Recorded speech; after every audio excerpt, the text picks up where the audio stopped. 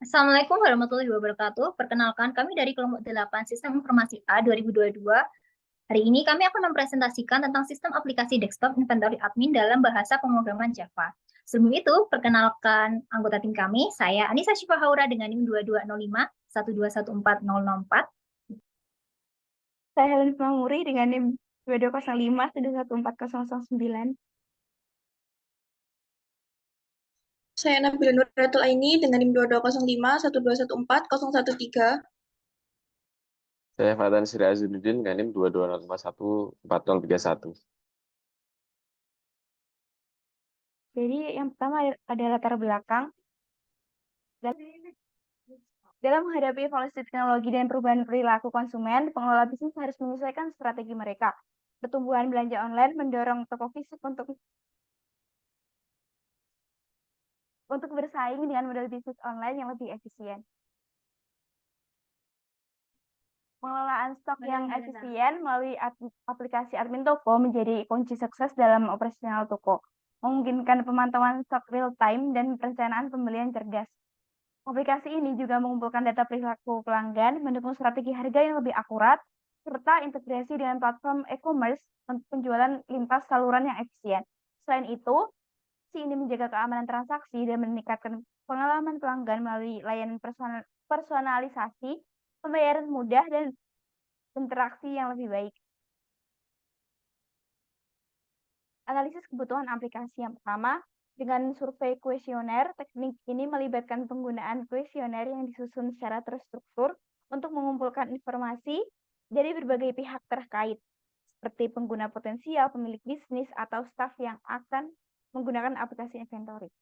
Kuesioner dapat mencakup pertanyaan terkait fitur yang diharapkan, kesulitan yang dihadapi dalam sistem saat ini, prioritas fitur, dan harapan mereka terhadap aplikasi baru. Data yang diperoleh dari kuesioner dapat membantu dalam merumuskan kebutuhan utama sistem. Yang kedua, ada teknik kebutuhan dengan survei wawancara. Metode ini melibatkan interaksi langsung dengan stakeholder, baik secara individu maupun dalam kelompok kecil. Wawancara dapat dilakukan dengan menggunakan daftar pertanyaan yang terstruktur atau pendekatan lebih bebas untuk mendapatkan wawasan mendalam tentang kebutuhan spesifik pengguna. Melalui wawancara, pengembang dapat memahami secara lebih rinci kebutuhan fungsional dan non-fungsional yang dibutuhkan oleh pengguna. Teknik analisis kebutuhan dengan survei observasi. Teknik ini melibatkan pengamatan langsung terhadap proses yang sedang berjalan di lingkungan yang relevan dengan sistem yang akan dikembangkan. Dengan mengamati bagaimana sistem atau proses inventory saat ini beroperasi, pengembang dapat mengidentifikasi kekurangan, masalah, atau kebutuhan yang belum terdokumentasi dengan baik. Observasi dapat memberikan wawasan yang mendalam tentang alur kerja aktual yang perlu diperhatikan dalam pengembangan sistem baru. Yang keempat, teknik analisis kebutuhan dengan survei dokumen. Ini melibatkan analisis dokumen terkait seperti laporan, kebijakan, atau dokumentasi yang terkait dengan proses administrasi inventory yang ada. Dokumen-dokumen ini dapat memberikan informasi penting tentang kebutuhan sistem yang ada, masalah yang sering terjadi, dan area di mana perbaikan diperlukan. Analisis dokumen juga dapat membantu dalam memahami struktur data yang ada dan bagaimana data tersebut dikelola ini.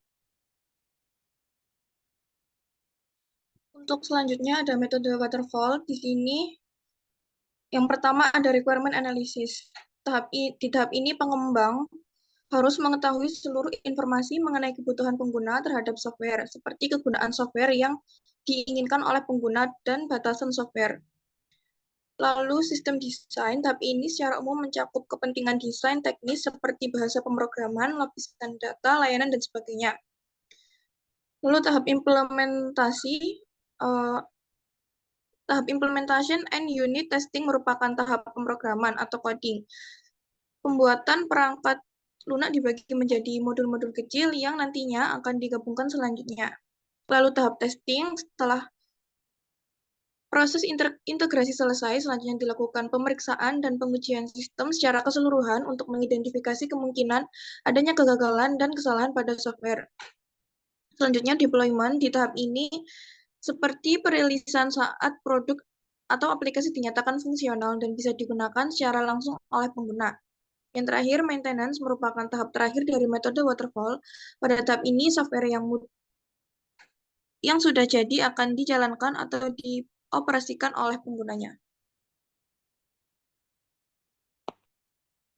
Selanjutnya, sistem aplikasi dari aplikasi inventory admin. Aplikasi ini ditujukan untuk mengelola data pelanggan dan penjualan dengan cepat dan akurat. Hal yang krusial dalam bisnis modern. Fungsinya mencakup pemasukan data pelanggan dan penjualan sistem, serta tampilan data yang tercatat. Aplikasi ini juga memungkinkan melihat riwayat pelanggan dan pesanan yang ada. Dibangun dengan bahasa pemrograman Java, aplikasi ini memenuhi standar tinggi.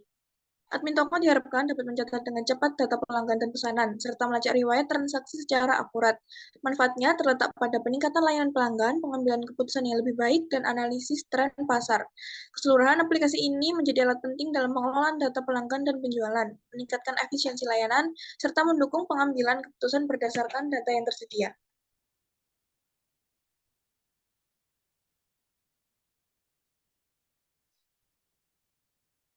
Kemudian ada use case diagram. Di sini terdapat 6 aktor utama dan 2 aktor turunan atau generalisasi. Untuk aktor utamanya ada bagian gudang, bagian pembelian, bagian penjualan, akuntansi, manajer, dan customer. Sedangkan untuk aktor turunannya ada customer biasa dan customer spesial. Untuk tugasnya, bagian gudang itu bertugas memasukkan data penerimaan barang ke dalam basis data dan pengeluaran barang ke dalam basis data. Untuk bagian pembelian, bertugas untuk memasukkan data order pembelian ke dalam basis data. Bagian penjualan, memasukkan data order penjualan ke dalam basis data, dan memeriksa data order penjualan sebelum pengiriman ke customer. Bagian akuntansi memaintain laporan-laporan dan merekap semua laporan dari data-data yang disimpan dalam basis data. Untuk bagian manajer, bertugas untuk melihat laporan serta melakukan tindakan yang diperlukan berdasarkan laporan-laporan tersebut.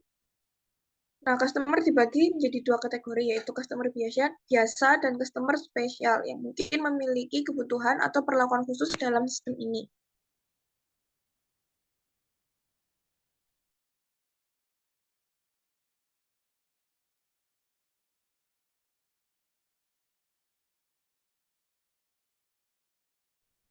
Berikutnya adalah activity diagram. Pada activity diagram ini terdapat beberapa proses, yaitu yang pertama adalah sistem siap untuk menerima orderan penjualan. Kemudian proses yang kedua adalah sistem memiliki 2 pilihan, yaitu pilihan pertama, customer dapat membuat data order penjualan sendiri, atau pilihan yang kedua, yaitu customer tidak mampu membuatnya. Kemudian bagian penjualan akan membuat order penjualan sesuai dengan pilihan dari customer. Kemudian proses yang ketiga adalah setelah data order penjualan tersedia, maka gudang bertanggung jawab untuk mengeluarkan barang sesuai order penjualan. Kemudian proses yang keempat adalah pengeluaran barang mengurangi saldo barang yang harus dikirimkan oleh customer pada order penjualan. Kemudian dilanjutkan dengan proses kelima, yaitu bagian gudang mengupdate status order penjualan. Kemudian dilanjutkan dengan proses yang keenam, yaitu bagian gudang memasukkan data barang yang dikirimkan berdasarkan order penjualan. Dan dilanjutkan dengan proses yang ketujuh, yaitu data pengeluaran barang disimpan ke basis data atau database. Kemudian yang kedelapan adalah pengiriman barang ke customer akan secara otomatis mengurangi jumlah persediaan yang ada di inventory. Kemudian yang kesembilan, sistem secara otomatis akan mengupdate persediaan atau inventory dan menyimpannya ke dalam basis data atau database. Kemudian proses yang terakhir adalah sistem mengakhiri proses order dan data penjualan. Next.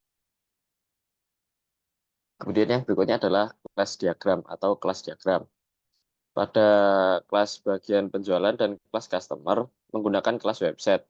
Dan kelas website membuat data pada kelas data order penjualan, yaitu ada atribut user ID, password, class access right.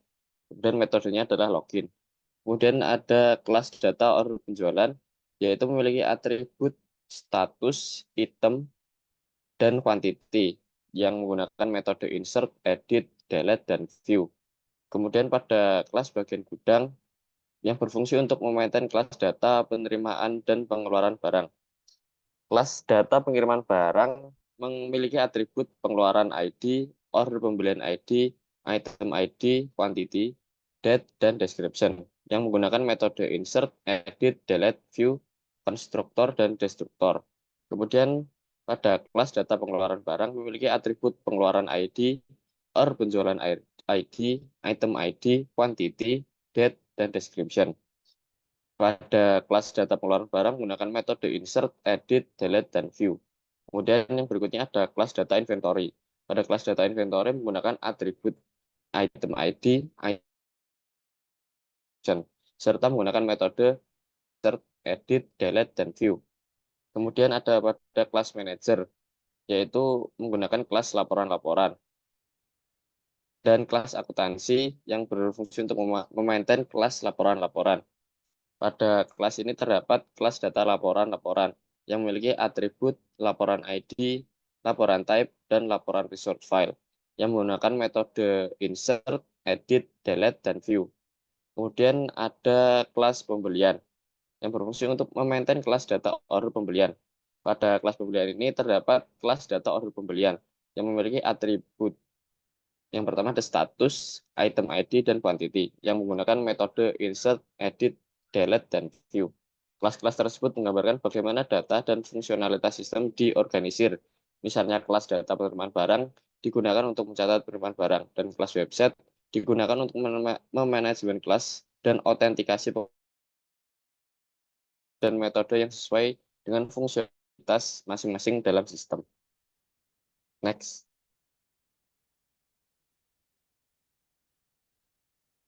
Kemudian ada sequence diagram.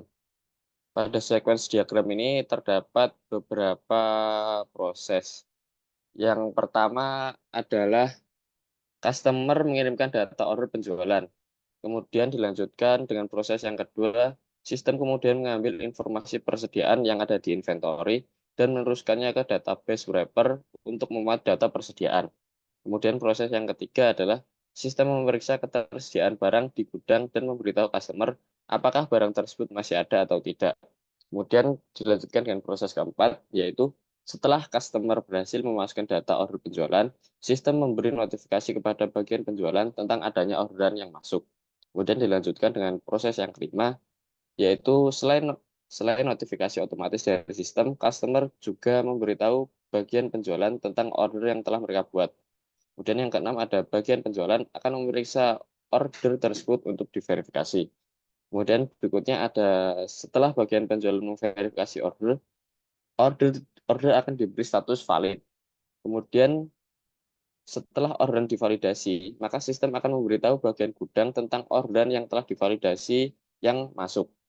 Kemudian dilanjutkan, bagian penjualan juga memberitahu pada bagian gudang secara lisan tentang orderan yang telah divalidasi. Kemudian bagian gudang membuat data order untuk melihat barang-barang yang perlu dikirimkan dalam order penjualan tersebut. Setelah itu, bagian gudang mengirimkan barang-barang ke customer. Kemudian dilanjutkan, setelah customer menerima barang dan tanda terima diterima, bagian gudang mengupdate data order penjualan untuk mengurangi daftar barang yang masih harus dikirimkan ke customer. Dan yang terakhir adalah, setelah data order penjualan diupdate oleh bagian gudang, sistem mengakhiri proses order penjualan. Next.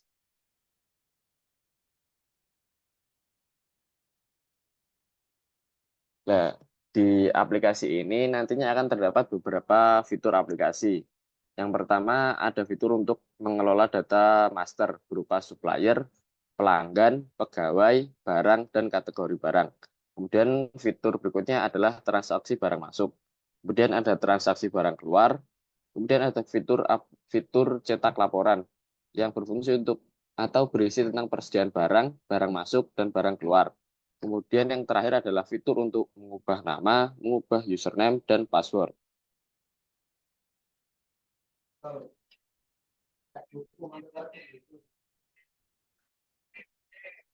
Jadi kesimpulannya, aplikasi admin inventaris di atas dirancang untuk mempermudah pengguna dalam mengelola pesanan dan inventaris mereka. Aplikasi tersebut memberikan manfaat dalam memanajemen pesanan, pemantauan inventaris, dan validasi input dengan desain antar muka yang ramah. Keunggulan yang ditawarkan dalam aplikasi ini antara lain fleksibilitas, grid-based layout, dan umpan balik yang akan memberikan informasi kepada pengguna. Aplikasi ini memiliki potensi pengembangan seperti pengelolaan stok yang lebih menyeluruh dan luas, autentikasi pengguna, dan penyimpanan riwayat pesanan. Dengan manfaat dan potensi pengembangan yang dimiliki aplikasi ini dapat menjadi alat yang efektif bagi bisnis dan organisasi dalam mengoptimalkan manajemen inventaris dan pesanan, meningkatkan efisiensi operasional, dan memudahkan dalam proses pengambilan keputusan. Baik, di sini saya akan menjelaskan GUI-nya dan juga XAMPP dan juga MySQL-nya. Jadi seperti yang kita bisa lihat di sini, GUI-nya sudah terkonek dengan XAMPP. Bisa dilihat di sini bahwa sudah start. Nah, di sini kita bisa ngeklik MySQL-nya dengan klik adminnya.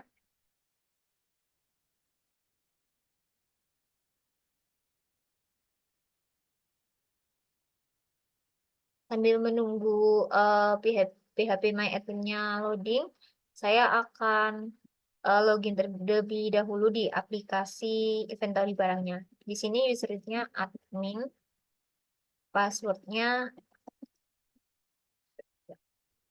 kita klik masuk. Nah, setelah masuk begini tampilan menunya.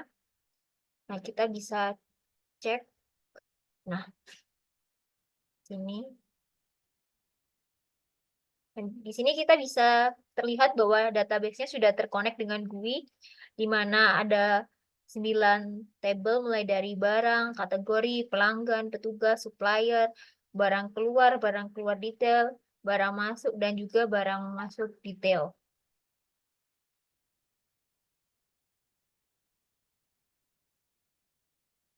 Nah, setelah ini di menu ini tuh ada beberapa fitur. Ada dashboard, di mana dashboard ini menampilkan seluruh informasi dari inventory barang. Lalu di sini ada akun yang berisi profile, ada master, yang kita klik akun terlebih dahulu, kita lihat profile. Nah, di sini akun login, di mana ada nama, ada username, ada password, dan juga kita bisa mengubah password. Lalu di sini ada master, di mana ada supplier, pelanggan, pegawai, barang, dan kategori barang. Jika kita klik di supplier, kita bisa lihat, kita bisa tambah data, ubah data, dan juga hapus data. Sama seperti dengan pelanggan juga, kita bisa tambah, ubah, hapus, dan juga menyimpan datanya. Juga berlaku ke data petugas atau pegawai, berlaku di data barang juga, dan juga berlaku di kategori barang juga.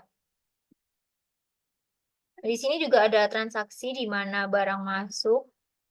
Sini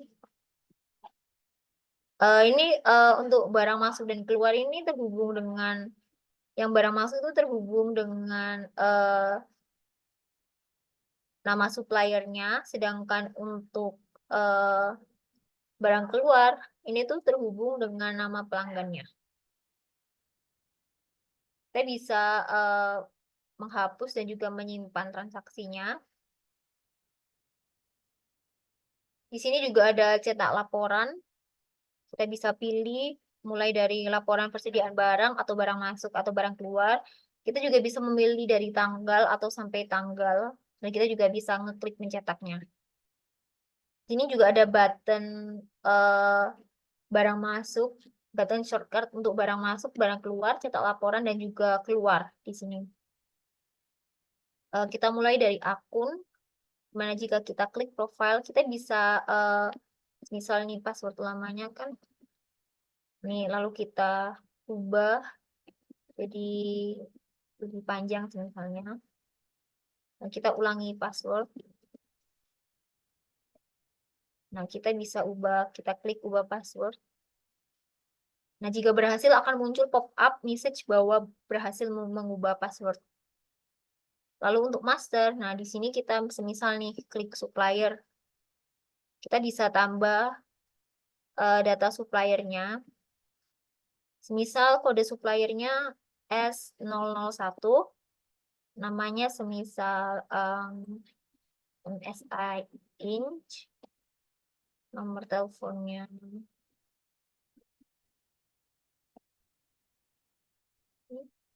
dan juga alamatnya di Surabaya.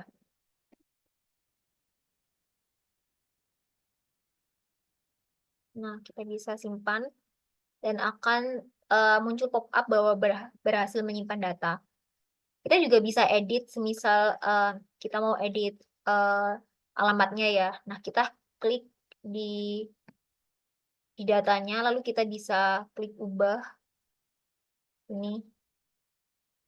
Dan misalnya mengubah ke Surakarta. Nah, kita klik simpan perubahan. Nah, akan muncul pop-up berhasil mengubah data. Kita bisa lihat di sini alamatnya sudah berubah ke Surakarta. Kita juga bisa menghapus. Kita tinggal klik aja, langsung kita klik hapus. Ini akan ada muncul pop-up konfirmasi untuk menghapus data, lalu kita klik OK. Nah, ini berhasil menghapus data. Itu saja untuk data supplier, lalu kita next lanjut ke data pelanggan. Misalnya kita juga bisa menambah, sama seperti data supplier, kita bisa menambah semisal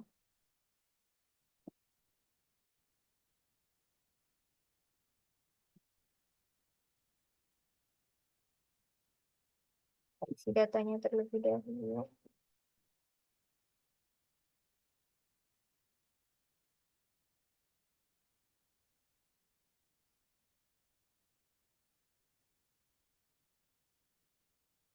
Oh ya, di sini juga ada tombol refresh untuk merefresh. Nah, kita tambah data pelanggannya di sini.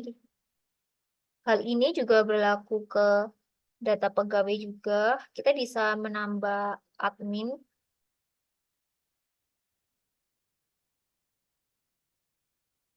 Nah, semisal kita mau menambah admin nih.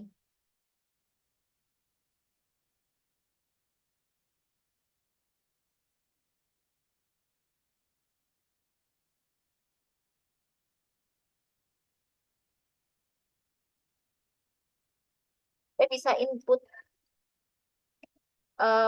username, password, dan juga mengulangi passwordnya. Nah, kita di sini untuk statusnya, kita bisa memilih antara aktif dan nonaktif. Jika aktif, kita bisa login. Jika nonaktif, kita tidak dapat login. Nah, di sini saya klik yang nonaktif. Nah, bisa dilihat di sini bahwa ada username admin yang berusername admin nonaktif, statusnya nonaktif.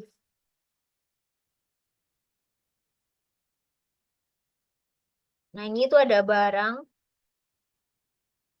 untuk menambah data.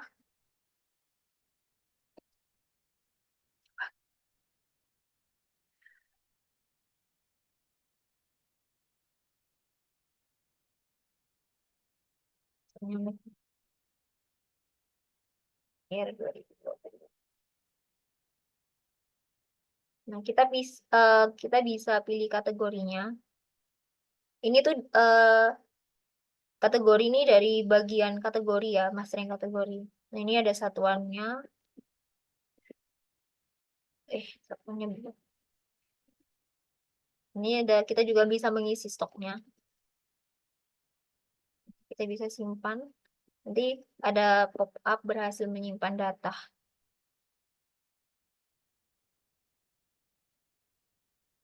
Nah, ini kategori barang ini terhubung sama yang barang tadi. Kita juga bisa menambah, semisal MSI laptop. Nomor rak.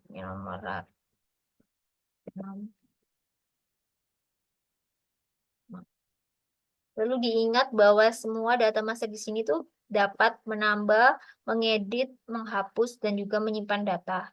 Dan menampilkan data.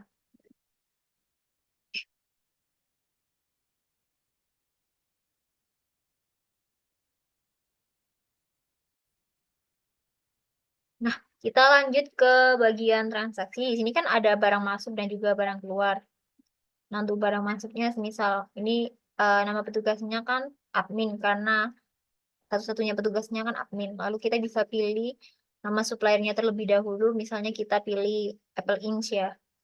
Nah, kita tentukan kode barangnya terlebih dahulu untuk mencatat transaksi barang masuk, misal Ini M.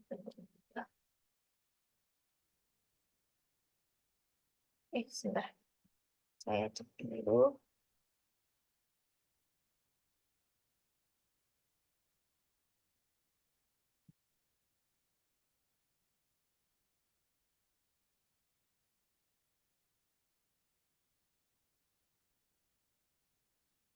Nah, secara otomatis kalau kita masukkan kode barangnya di sini, di sampingnya akan tertulis nama barangnya apa. Nah, kan karena M003 apanya MacBook Air. Nah, kita bisa memasukkan transaksinya. Tapi sebentar, saya mau edit terlebih dahulu. Kita edit terlebih dahulu.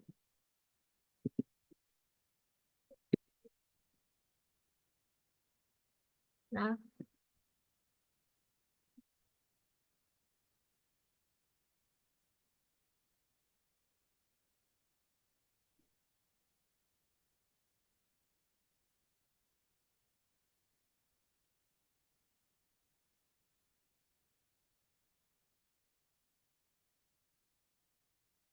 misalnya jumlahnya 2. Oke.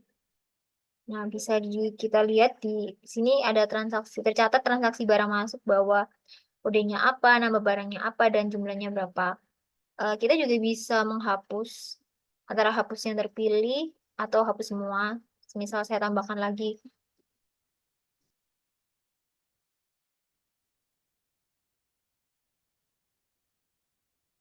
Nah, ini misalnya saya mau menghapus yang ini. Kita tinggal klik aja di bagian apa barisnya ini.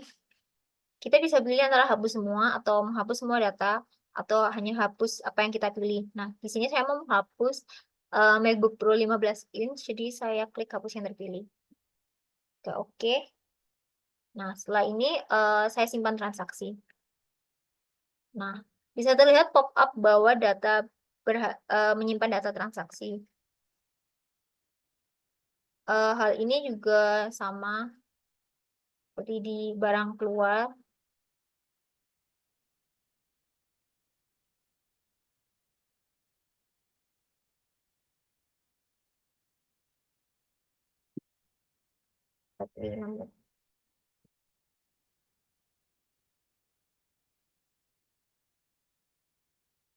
Nah, kita simpan transaksi. Oke. Nah, setelah kita melakukan include di aplikasi inventory barang ini, ada untuk cetak laporan, fitur cetak laporan. Nah, di sini kita bisa memilih laporan apa yang ingin kita cetak. Misal nih, barang masuk. Nah, ini tuh dari tanggal berapa sampai tanggal berapa kita bisa mengatur. Nah, kita klik cetak. Ini tuh seharusnya akan mengarahkan ke auto print ya. Jadi otomatis ngeprint kalau misalnya kita cetak laporan.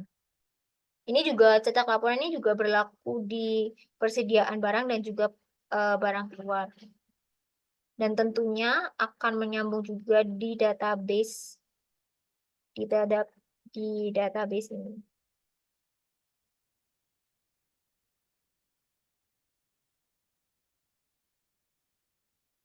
Nah, tadi kan saya kan input MacBook Air kan 2020.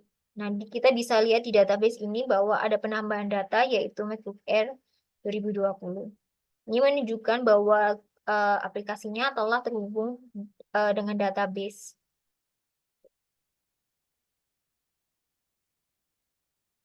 Nah, setelah itu kita bisa langsung keluar aja, kita bisa klik tombol ini atau enggak klik keluar ini. Kita klik keluar. Nah, kita balik lagi ke login. Nah, sekian dari implementasi GUI aplikasi inventory barang. Sekian dari kelompok kami. Mohon maaf bila ada salah kata. Wassalamualaikum warahmatullahi wabarakatuh.